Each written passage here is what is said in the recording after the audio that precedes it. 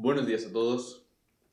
Hoy os traigo un vídeo un poquito peculiar porque no voy a explicar un vídeo en el cual trata un tema de principio a fin, sino más bien es un extra, es un apéndice, es un añadido a una conversación que tuvimos ayer, o que tuve ayer con un par de amigos. Y a uno de los puntos no supe contestar o hilar correctamente mi respuesta, y a base de dormir esta noche y repensarlo esta mañana mientras tomaba el café, creo que tengo una respuesta satisfactoria e interesante. Y dado que pienso que la respuesta es interesante, he decidido compartirla con vosotros y hacer este vídeo en lugar de mandarles un audio de 15 minutos, que también creo que tiene mejor calidad de audio y lo hace un poquito más entretenido y no se pierden los anales de la historia. Bien, la conversación versaba en torno a si existe la libertad, el libre albedrío, la libertad de elección. Es decir, si eres totalmente libre de tomar una decisión cuando la tomas. Esa es la existencia. Salió a raíz del libro Behave, o Compórtate, creo que lo han traducido en español, de Robert Sapolsky. Y el punto del libro es que a base de probar la influencia de la biología en diferentes escenarios y diferentes aspectos de tu vida, una de las conclusiones que saca es que la libertad, el libre albedrío, todo apunta a que no existe. Entonces la conversación fluyó a raíz de el sistema judicial, qué implica eso para la responsabilidad personal y demás. Y en cierto momento mi amigo David me preguntó, la semana pasada la semana pasada fue hace un mes, estuvimos hablando sobre los casos de depresión, y me dijiste que creías que lo mejor que puede hacer alguien es empoderarse de ello y decir, no, voy a cambiar y voy a arreglar esto con mi vida. Empoderarse del problema y lidiar con ello. ¿Cómo encaja esto con la idea de la existencia del libre albedrío o no existencia del libre albedrío? Y di una respuesta, pero no totalmente satisfactoria. Entonces, como decía, voy a hilar esa respuesta. No voy a abordar todo el tema del libre albedrío porque es enorme, es muy complicado y no lo tengo ni de lejos tan perfectamente hilada mi postura, o tan firme mi postura y tan tapado los agujeros como para posicionarme y explicarlo todo en un vídeo. Pero precisamente, como siempre, hacer estos vídeos a mí personalmente me ayuda para aprender a expresarme mejor. Entonces, repito, la idea es, si no existe libre albedrío, ante un episodio, por ejemplo, depresivo de una persona, ¿esa persona es responsable de lo que le ha sucedido o no? Y el punto de Robert Sapolsky, porque tiene precisamente un vídeo particular sobre la depresión, es que no, una persona no es responsable de la depresión que le sucede, dado que un episodio depresivo acaba siendo la consecuencia de el tipo de receptores que tienes, de receptores de los neurotransmisores, cuánta dopamina secretas, cómo funciona la bomba de dopamina o de serotonina del reuptake system, influye factores genéticos, influye cómo has sido tratado de niño, influye tu alimentación, influye la cantidad de sueño, influyen experiencias pasadas y demás. Y el punto de Robert Sapolsky, sobre todo, es que no puedes escapar de la biología. Es que eres un sistema biológico, te guste o no, y que, a pesar de que lo sintamos de forma diferente, el cerebro es exactamente igual de biológico que una pierna. Solo que es mucho más complicado y nuestras capacidades predictivas son menores. Es decir, si tú te rompes una pierna, sabes que vas a cojear. Si tienes un daño cerebral, no sabemos muy bien decir cuál va a ser la consecuencia de este daño cerebral. Entonces, una de las cosas por las que aboga Robert Sapolsky en su charla de la depresión y que muestra es que alguien en un episodio depresivo le das cierta cantidad de serotonina o de serotonin reuptake drugs o lo que sea, una medicación, para hablar en términos sencillos, y de repente la persona deja de estar deprimida. Y esta es la idea de los fármacos que tratan la depresión. Y lo que muestra es que es un proceso totalmente biológico y que a alguien con una depresión no puedes simplemente decirle deja de estar deprimido, está bien, levántate, espólsate la chaqueta y venga, arreglando. No es para tanto, sino que su punto es que es algo profundamente biológico y que igual que a alguien no le puedes decir, bueno, cúrate la pierna ya está bien, ¿no? De tenerla rota, ya. Una depresión o una situación del estilo es igual. Pero como he dicho antes, tanto su punto como el mío, como creo que el de todo el mundo, es que el cerebro es mucho más complicado. Y los mecanismos de funcionamiento son mucho más complicados y mucho más no lineales que el hecho de que te rompes una pierna y coges, o te rompes una pierna y se regenere. Entonces, voy a hilar un poquito. Porque estoy totalmente de acuerdo con la idea de que todo es biología. De que no puedes escapar de tu biología y que tu comportamiento, por mucho que lo sintamos de otra forma, es el producto de la cantidad de hormonas que tienes, de tus neurotransmisores, de cómo se absorben, del tipo de sinapsis, de la cantidad de sinapsis que tienes, de cómo se conectan entre ellas, de los genes y de un millón de factores que si estáis interesados podéis leer el libro de Behave para entender cómo se absorbe. Entonces,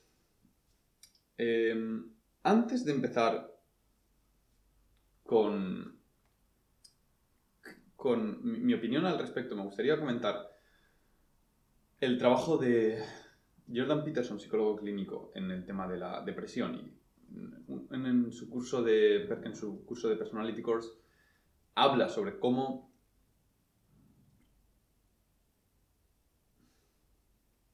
antes de dar antidepresivos a una persona, tienes que juzgar la situación de esa persona. Porque una situación con alguien que está deprimido puede ser que necesite fármacos o puede que necesite una terapia, una behavioral therapy, o sea, una terapia comportacional, no, de cambiar su comportamiento. Entonces, hace mucho énfasis en, antes de darle antidepresivos a una persona, tienes que mirar cuál es tu situación en el trabajo, cuáles son tus valores, cuál es tu círculo de amigos. ¿Tienes círculo de amigos? ¿Tienes una relación personal? ¿Estás buscando una? ¿Cómo es tu relación con tus familiares? Tienes que mirar todo su entorno, toda la vida de esa persona, porque a lo mejor resulta que lo que esa persona considera depresión no es depresión. Son señales válidas de tu cerebro diciéndote, este aspecto de tu vida es un mierdón y te hacemos sentir mal por ello. Cámbialo.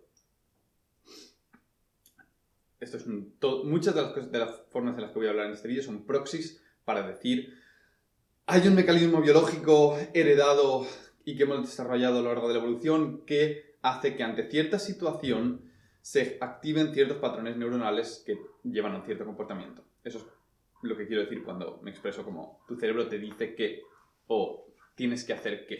No, porque no voy a entrar en el free will discourse. Entonces, hay que tener en cuenta eso. Y su punto, y creo que es muy importante, es que únicamente cuando alguien tiene todas esas cosas en orden, las tiene bien, tiene una vida plena, y aún así, una vida plena y una buena mentalidad en cómo afrontar la vida. Esto es importante y es un punto al que volveré luego. Y aún así, se siente terriblemente triste, ansioso y deprimido, entonces pueden tener cabida los fármacos. Es decir, hay que tener cuidado con cuánto recaemos en los fármacos. Y esto es un punto al que luego volveré también un poco. Entonces, la idea es que todo es biología. Entonces, mi punto ante este choque de cómo compaginamos la idea de libre albedrío con responsabilidad personal es el hecho de que es un poco la misma respuesta que la obesidad. No es tu no es tu culpa estar deprimido, pero es tu problema, vamos a decirlo así. Es decir, el que tú hayas llegado o que alguien haya llegado a un episodio depresivo es consecuencia de, como digo, el tipo de gen que tiene que produce o no produce ciertos neurotransmisores, ciertas hormonas, experiencias pasadas, tipo de nutrición durante la infancia, dependiendo de la cultura en la que se ha criado, dependiendo de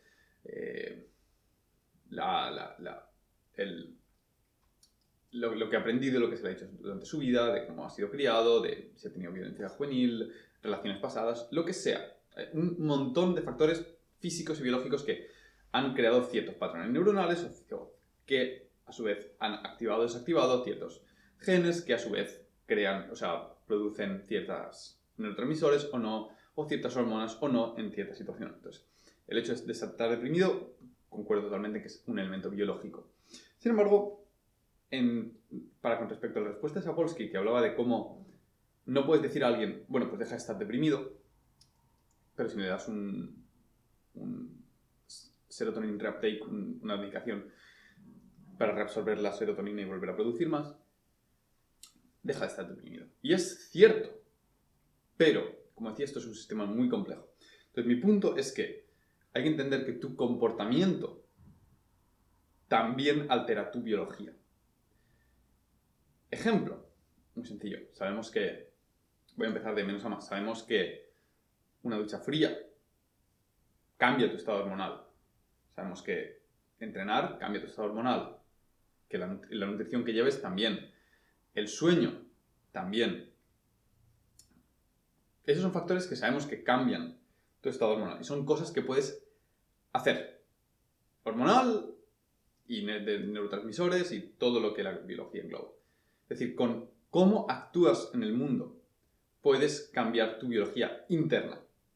Y esto es muy importante porque en estos ejemplos puede parecer muy obvio. Dices, sí, claro, bueno, tienes una ducha fría, tienes un pico de cortisol, de adrenalina, y entonces esto hace que baje este otro hormona, este otro tal, y entonces de repente dejas de estar triste.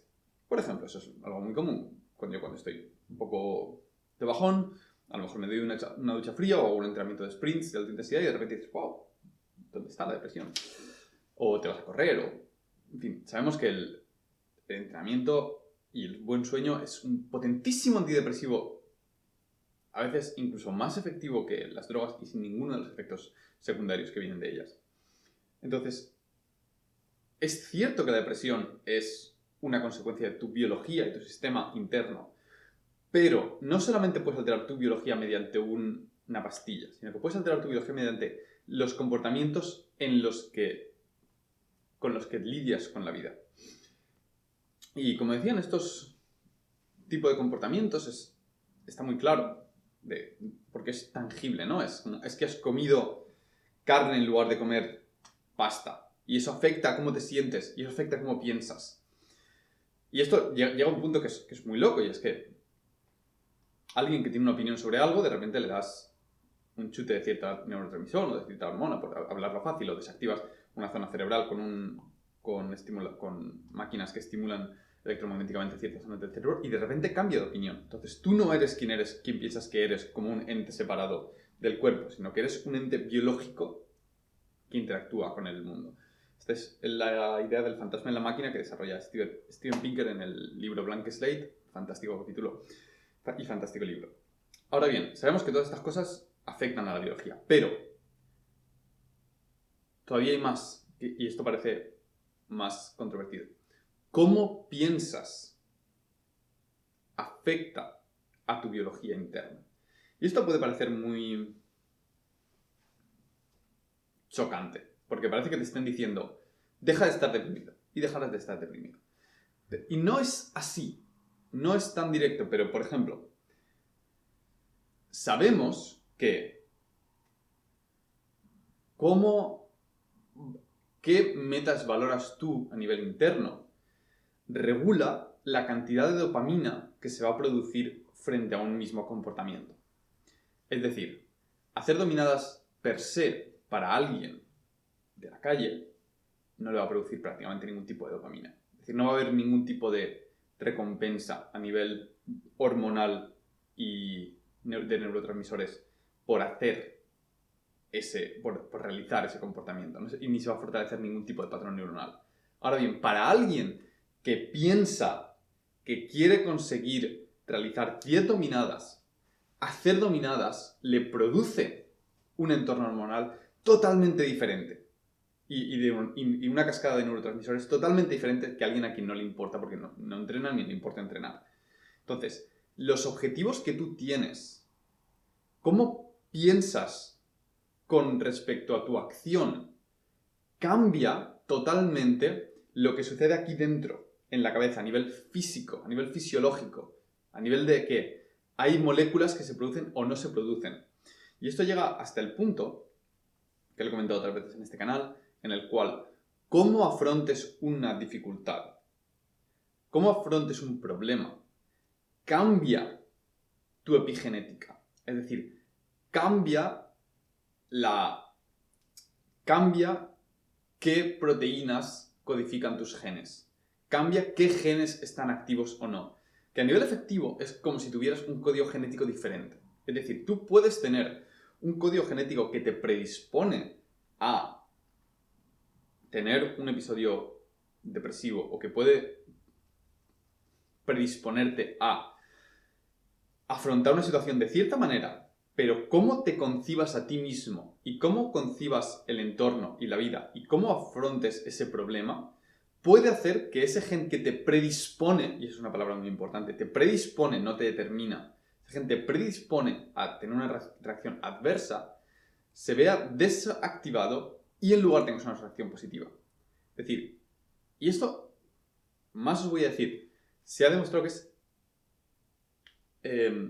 se puede heredar, que la epigenética se puede heredar, y eso es otro tema súper interesante. Entonces, cómo pienses, cómo afrontes un problema, o algo que, el ejemplo típico es, los miedos los tienes que afrontar de forma voluntaria, porque si afrontas un miedo de forma voluntaria, se codifican ciertas hormonas y ciertas proteínas diferentes a las que se producen si afrontas el problema de forma no voluntaria. Es decir, tu estado interno y cómo se relaciona con el mundo exterior afecta a cómo reacciona tu mundo interno. Entonces, esto es súper importante, porque significa que en cómo pienses va a afectar a los neurotransmisores que tienes y cómo se codifican y a qué proteínas se genera y demás, hasta el punto de la epigenética. Y esto también es algo súper interesante, y es que a nivel de...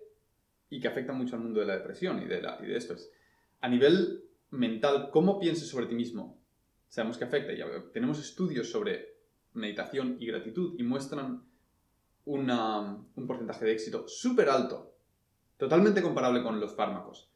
Y lo único que estás haciendo es aprender a pensar de forma diferente sobre ti mismo y a lidiar de forma diferente con tus propios pensamientos.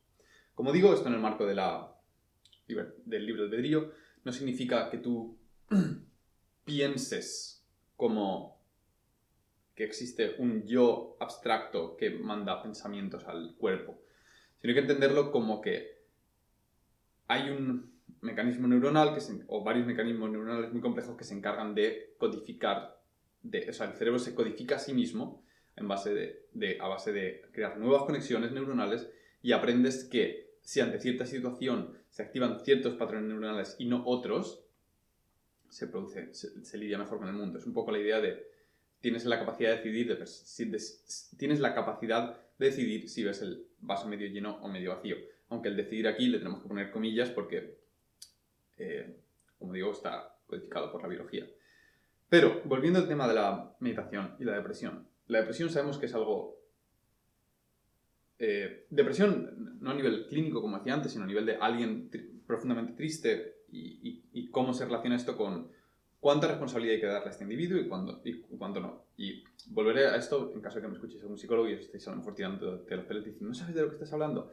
Seguramente no, por favor, dadme palos en los comentarios si tenéis de verdad esto. Porque hasta donde yo tengo entendido, la primera herramienta y la más eficaz que tenemos frente a episodios depresivos es la terapia comportamental, en la cual le dices a la gente, hablando en plata, actúa como si no estuvieses deprimido, sigue haciendo tus cosas, fuérzate a salir allá afuera, fuérzate a lidiar con el mundo, fuérzate a pensar que no pasa nada y a cocinarte bien, a estudiar, a irte a trabajar, a salir de la cama, a ir a cafeterías, a quedar con gente, a entrenar.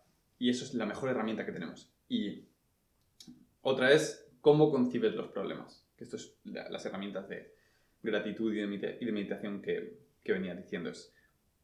Si sabemos que cómo piensas sobre una meta afecta a la cantidad de neurotransmisores que se producen cuando haces un comportamiento relativo a esa meta, cómo concibes tu vida y cómo te concibes a ti con respecto al mundo, y eso es lo que puedes cambiar a base de meditación, afecta a el tipo de hormonas y neurotransmisores que generas cuando lidias con el mundo. Un ejemplo muy sencillo, la gente que medita regularmente tiene muchos niveles de cortisol mucho más bajos que los demás, así como otras hormonas del estrés, porque aprenden a lidiar de forma diferente con el mundo. No es que le pase algo diferente, sino que su estructura interna la han codificado de forma que ante los mismos eventos reacciona de forma interna de forma diferente y por tanto no se producen a lo mejor un entorno fisiológico que favorece una depresión o que favorece un episodio de rabia, sino que se asume y se acepta y se hace lo que se puede. Y esto es súper importante porque una de las descripciones que hay de la depresión, ya no recuerdo bien esto, es que es una indefensión aprendida. Es decir, aprendes a que no te puedes ayudar a ti mismo. Y si aprendes a que no te puedes ayudar a ti mismo, puedes aprender que sí que te puedes ayudar a ti mismo a salir de ahí. Entonces, volviendo a... tenemos estos dos campos, ¿no? El de los fármacos y del comportamiento. Ya sabemos que el comportamiento puede afectar igual que los fármacos a la fisiología, ¿no? A las hormonas. No es solamente cómo te comportas, es literalmente... Es como si cogieras una jeringuilla y metieras serotonina o dopamina o el neurotransmisor que sea en tu cerebro. Y ese es el punto al que voy a volver ahora. Y es que resulta que no hay el mismo ratio de éxito cuando tratas episodios de este estilo con fármacos que cuando lo tratas con una terapia comportamental. Resulta que, y esto me resulta súper curioso, con la terapia comportamental la gente tiene mucho más ratio de éxito y mucha menos probabilidad de volver a recaer en un episodio depresivo que con los fármacos.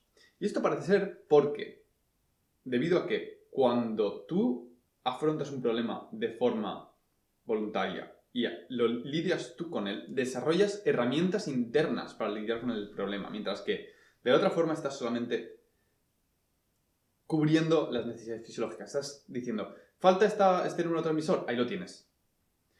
¿Que falta este otro? Aquí lo tienes. Mientras que es como los fármacos lo podríamos comparar a una terapia ortopédica, en el cual, en lugar de entender que una articulación, para que funcione en la posición adecuada, necesita toda una musculatura coordinada y fuerte que la mantenga en esa posición, le pones una codera, una rodillera, para forzar la articulación en la línea que tiene. Es cierto que la articulación va a ir por donde tiene que ir, pero en el momento tú quites esa ortopedia, los mecanismos internos que deberían haber hecho ese trabajo no se han desarrollado y por tanto la rodilla va a volver a irse. De la misma forma, cuando tú utilizas una medicación externa, y como digo, hay casos en los que estoy segurísimo que es súper útil y le ha funcionado a mucha gente y que pueden ser extremadamente útiles en los casos puntuales, pero para la mayoría de la gente, desarrollar herramientas internas es totalmente equivalente a fortalecer tu musculatura en lugar de utilizar una plantilla o utilizar un soporte para la rodilla en este caso. Y ese es el punto, que cuando tú superas un episodio depresivo con herramientas internas, lo que estás haciendo es aprendiendo a generar tus propias drogas. Estás aprendiendo a crear ciertos mecanismos neuronales que hacen que se produzcan los neurotransmisores correctos, las hormonas correctas, las conexiones neuronales correctas en el sentido de con un mejor outcome para tu felicidad, para lidiar con el problema. Mientras que con una medicación externa, estás solamente tapando el problema. Y no solamente eso, estoy seguro, y de esto sí que no tengo ningún tipo de referencia, que cuando tú lidias con un problema mediante mecanismos internos, no solamente estás tapando la deficiencia de serotonina, por ejemplo, que tiene esta persona, sino que estás arreglando muchas otras pequeñas cositas que llevan a esa deficiencia de serotonina. Y eso es súper importante. Entonces, no es que no hay rivalidad real entre el problema de consumir sustancias externas versus una terapia comportamental. En ambos casos estás lidiando con el mismo problema, pero estás creando una solución que va a la raíz del problema u otra que tapa el problema para la mayoría de gente. Entonces, el punto de si la free will, del libre albedrío, afecta a cómo, y la biología, y afecta a cómo lidiar con un episodio depresivo, creo que está ahora más claro, que es la idea de que el hecho de que hayas acabado ahí no es tu culpa, es culpa de que, o sea, no es culpa de nadie, es consecuencia de todo tu historial y de bagaje detrás, pero eso no excluye el hecho de que el mejor mensaje que le puedes dar a esa persona es levántate, expólsate la chaqueta y para adelante. Porque en el hacer eso, que eso es un proxy también para decir, para enviar información de este es mi patrón neuronal, cuando este patrón neuronal existe, en el cual si activas este tipo de patrón neuronal y no el que estás activando ahora, tendrás un outcome mejor. Y tu cerebro, en su mecanismo de aprendizaje, dice, ese patrón neuronal, vamos a probarlo. Lo coge, lo pone en práctica y ve que produce tus propios neurotransmisores, tus propias hormonas, tu propio entorno fisiológico que hace que la situación mejore. Y cuando esa situación mejora, y lo he dicho, esto puede ser a base de algo totalmente comportamental, como date una ducha fría y de repente dices, tío, estoy mejor. Y en el ese estoy mejor dices, ¿por qué estoy mejor? Y generalmente dices, no estoy viendo los problemas de forma diferente. O sea, no estoy teniendo otros problemas. Los problemas son los mismos, pero lo veo de forma diferente. Y esa es la clave. Cuando te vas a correr después de estar en un episodio de tristeza o de fatiga o de estrés, no tienes menos problemas. Los ves de forma diferente. Es decir, cambia tu perspectiva para con los problemas. Y esto se puede hacer a base de intervenciones totalmente físicas, como intervenciones a nivel mental. Una buena sesión de meditación puede dejarte diciendo, estaba súper estresado por mi vida y ahora estoy súper tranquilo. Y mi vida es la misma. Cambia cómo afrontas ella. Y ese cómo veo mi vida, lo que hay que ver es que es un proxy para decir, los circuitos mentales que está activando para interpretar esta situación son diferentes. Entonces, todo es biología. Es el punto. Y el mensaje de tienes el poder de cambiar cómo ves tu vida es una forma de decir, si actúas de esta forma, va a cambiar tu situación interna para mejor, básicamente, para crear el entorno hormonal y demás.